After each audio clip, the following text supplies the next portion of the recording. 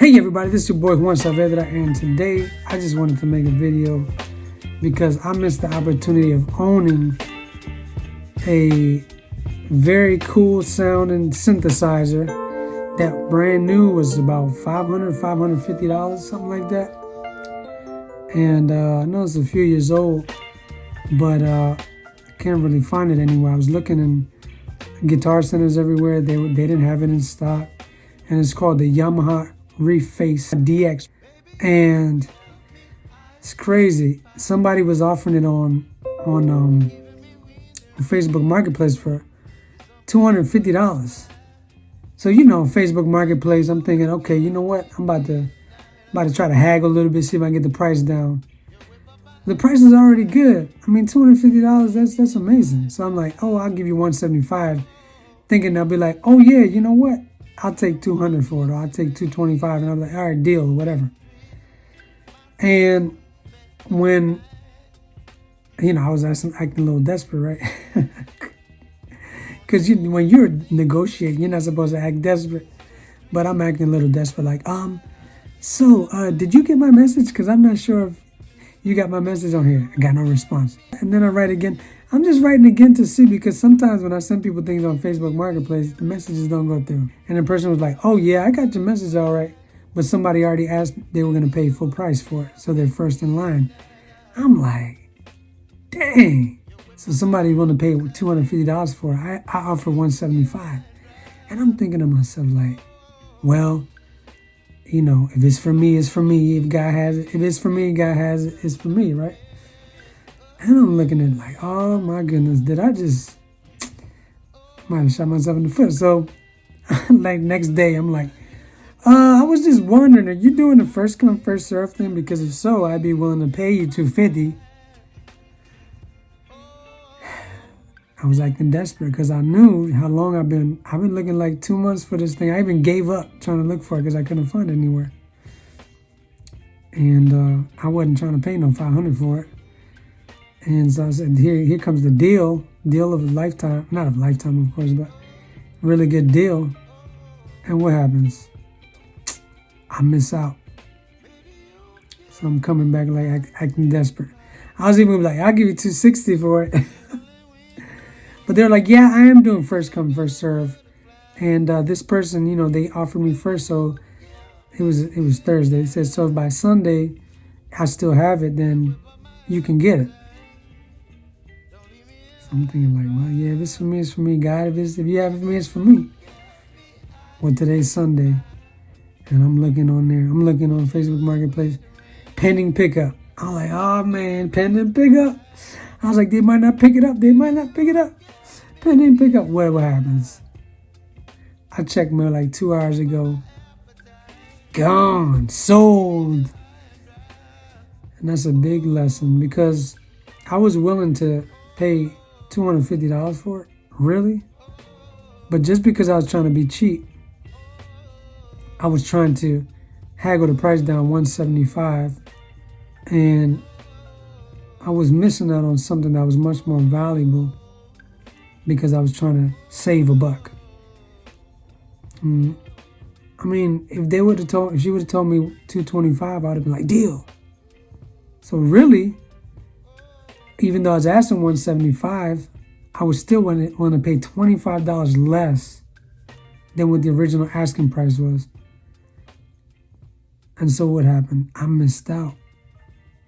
Even if she would have sold it, even if, let's say $175, let's say, I was willing to miss a really good opportunity for $75. And I really thought about how that's a lesson in life. How sometimes we miss out on things because we think we can get better. We think we can get a better deal. And sometimes what we already have in front of us is an amazing deal. I think about how a lot of times in marriages, or even people that aren't married, this might be more for people that are married, but even in marriage, sometimes we we kind of devalue the person we're with, but we're already with them, so we're married. So let's talk to people that are not married. Sometimes we think that we can get better. Right? We got a person that's faithful. We have a person that's consistent, that is responsible. They might not be everything that we wanted. Maybe looks aren't all the way there. But there's definitely has to be an attraction. Sometimes maybe their financial status, maybe in a man's situation, maybe he's not doing everything he should be doing financially. And from a woman's perspective, might think we deserve more. From a man's perspective, we might think like, nah, I'm good. She's not, she don't have this figure like I want, or doesn't have this, that, or the other, or she doesn't have long, deep conversations like I like to have, or whatever the case may be. And we pass up on a good thing that we have in front of us right now because we can think we can get better. And I just want to encourage people out there. And even I want to say, even as it comes to relationships, I know that with the economy and things are tight, money's tight, a lot of times we try to be frugal. I mean, I'm really frugal. I'm really frugal, but then I also spend big on things I like.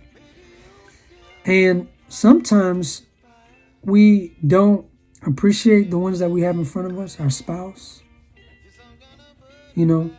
Sometimes we, money's tight. We might not want to go out and spend a little buck because the rent's due next week. We want to be wise, which is a good thing. We do want to be wise.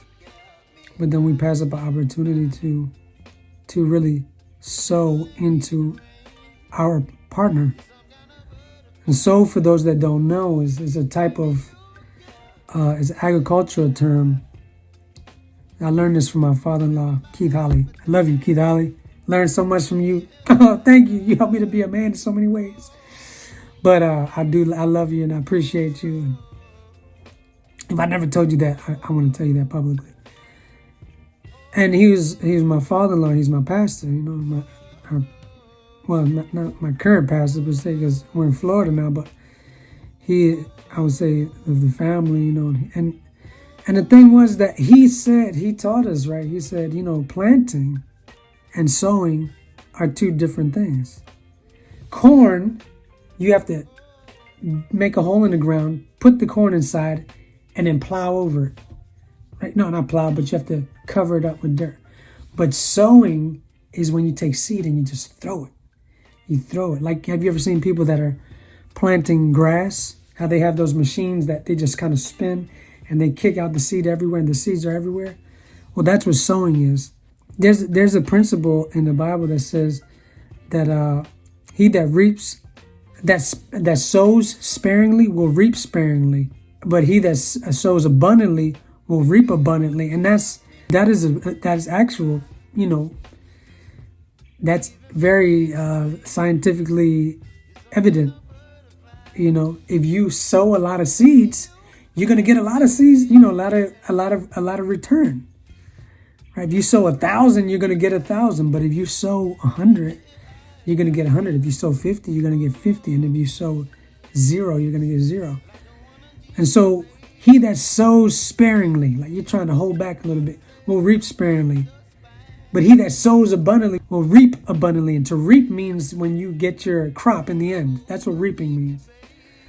And so I just want to encourage you to, from my example, that I'm like really, right now I'm like, man, I made a mistake. I should have just paid the $250. There was nothing. Hopefully one of y'all watching this video say, I got a Yamaha Reface DX. I'll give it to you for free. Or you'll be willing to, sell it to me for $250 or less. But maybe this video will go viral, somebody sell me one. But think about it. I already talked about the situation of people that are single and they might have somebody, they're like, oh, I don't know if I should marry them. Now, of course, they got terrible red flags. You don't marry them. Some red flags you just, but if they got everything, but they just don't have, they're not she might not be a 10 or he might not be a 10 or his money might not be up here or she might not, her figure might not be all right. Things like that. Come on, you know what I'm saying? You got something good in front of you. Get it. I already went over that part. But now I'm talking about to the married couples that life is hard. We got children, we got work. You know, there's so many things that are how do I call it? That are making it hard to, you know, we got goals trying to save up money, buy a house, or whatever the case may be. And we're kind of holding back, you know, to give to our spouses. I'm guilty of that. Lord Jesus, help me, God. And I'm really starting to, you know, learn to let go, you know, and to do that, and I'm gonna really start doing that, and so he that sows sparingly will reap sparingly. He that sows abundantly will reap abundantly, and that's the situation. You got a spouse? Come on, man. Don't be so cheap, man. You know what I'm saying? Do something for her. You know what I'm saying? I don't know what it is. Look on YouTube. Sometimes we don't know what to give our spouses, you know? Sometimes we're so busy with life, we're not even thinking like, oh my goodness, Valentine's Day came. I didn't even realize it. Or we do. You know, we know it's coming sometimes. Or sometimes a birthday might come up. Or it don't even have to be a birthday or a holiday or something like that. You might not even consider it a holiday, right? But just because, you know what I'm saying, you want to do something for them, you know, do it. I'm gonna leave y'all with this. I had a time, it was for Erica and I's first or second anniversary, and the rent was due for real, like, you know, and Erica and I were doing half and half at that time. She put in her half, I put in my half, and I'm like, literally, like, I had $100 left, and I'm like, I got $100 till the next 2 weeks. Right? I gave my tithe, I gave my offering, paid my rent, you know, all the other little expenses. I had $100 left for the next 2 weeks, and I'm like, Lord Jesus, how am I gonna do this thing? But I said, you know what? God spoke to me. I'm telling you, sometimes He'll speak to our spirit. I'm not saying I heard an audible voice from God, but he spoke to my spirit. It was like this thought that came to my mind.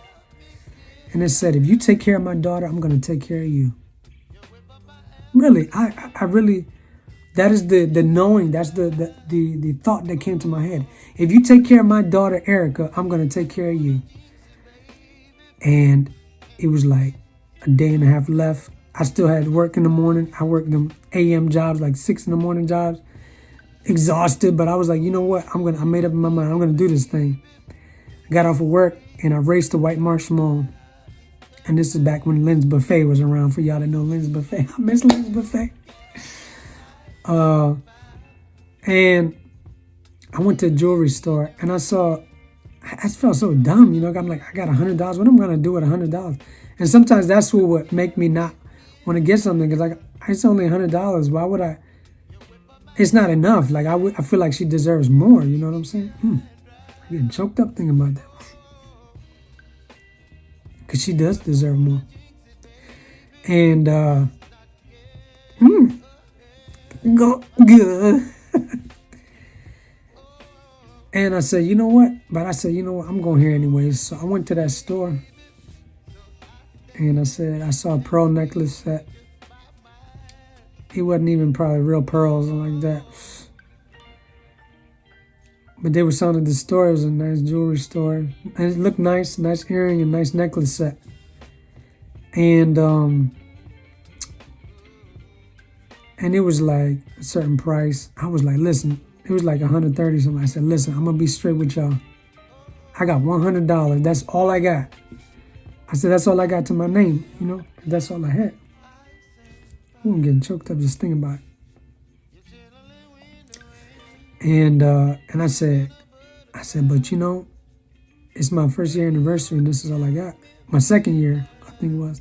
Slipping. Lord help me. God help me to make up for all the missed opportunities that I could have sowed into my wife, like I'm trying to encourage y'all to do right now. And that I'm vowing to do from here on out.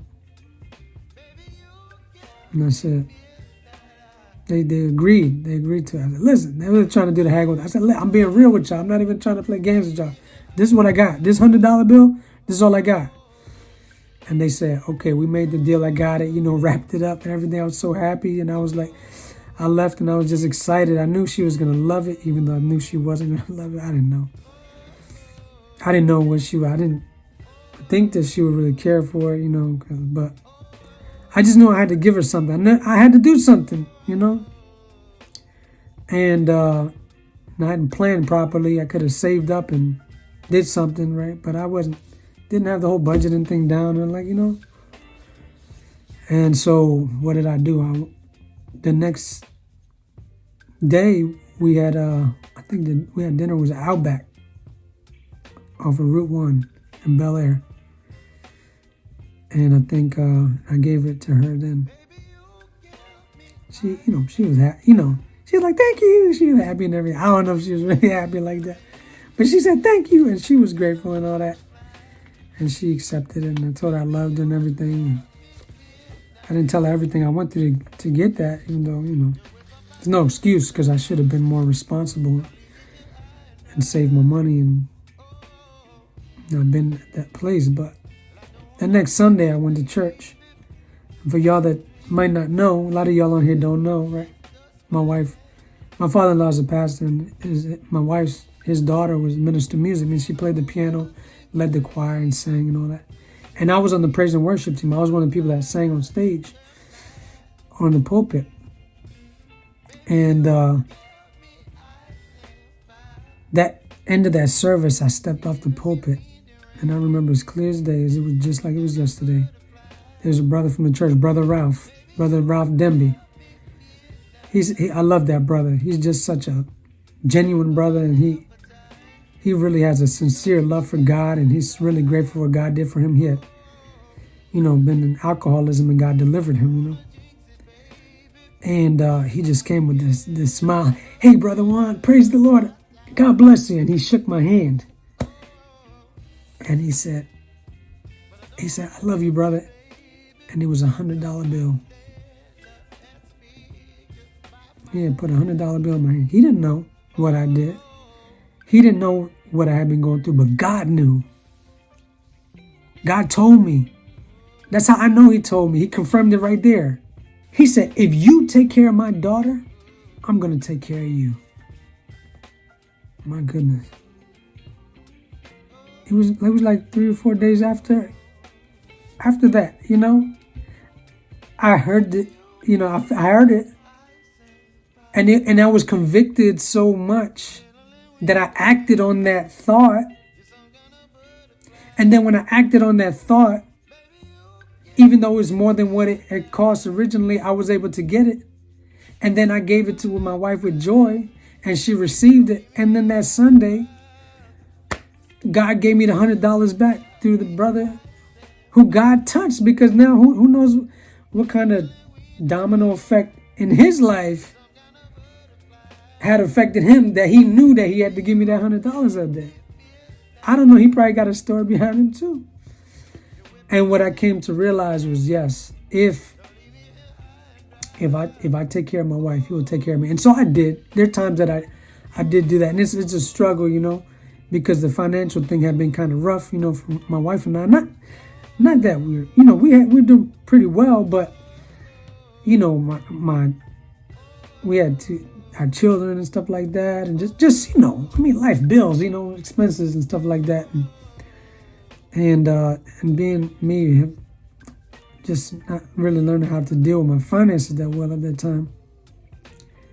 And but that was a lesson that I learned. So I want to come back to that example of that Yamaha Reface DX synthesizer.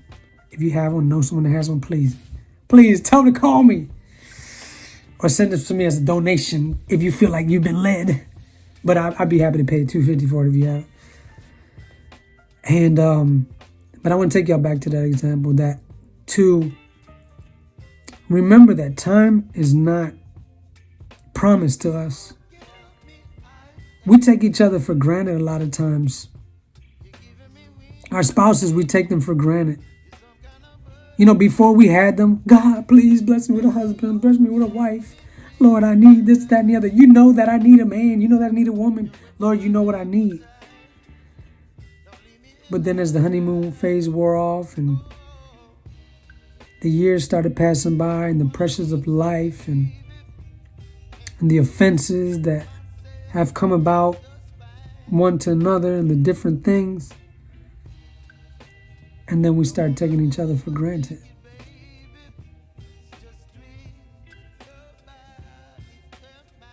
And I just like to tell you, if your spouse is still alive, I'd like for you to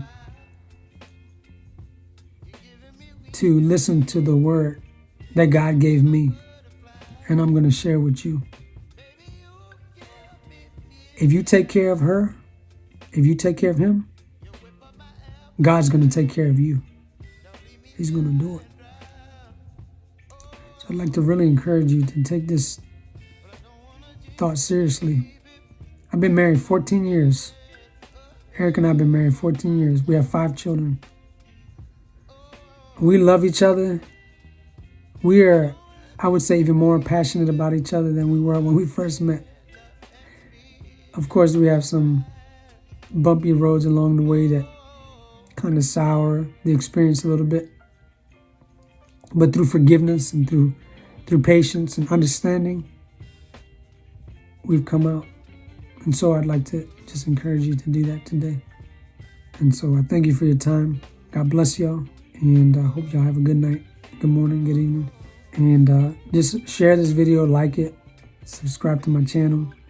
And I hope that you can start to learn from my lessons in life. That's why I'm starting to make this channel, to share my experience in life. God bless y'all. Good night. Peace.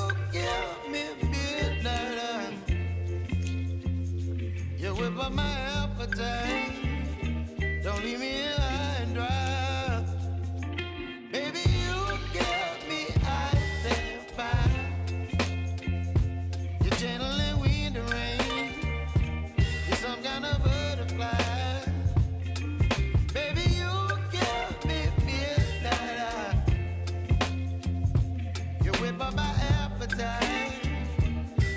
here.